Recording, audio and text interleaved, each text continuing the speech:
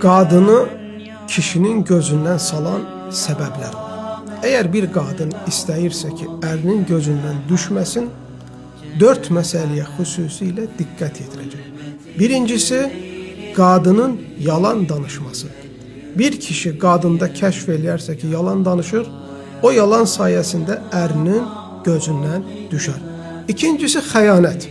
Ərinin icazə vermədiyi hər hansı bir yola addım atması, geyinişindən tutmuş, yazışmasından tutmuş, görüşünə kimi hamısı mütləq ərinin izini altında, məsləhəti və razılığı altında olmalıdır. Üçüncüsü, ər-arvad arasında olan sirləri ifşa eləyən qadın ərinin gözündən düşür.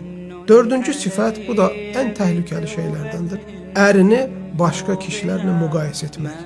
Yəni, hər zaman başqaları bunun ərindən daha əl açıqdır, daha anlayışlıdır, daha gözəldir, daha ailə qayğısıdır. Davamlı şəkildə ərini qüsurlu göstərməsi.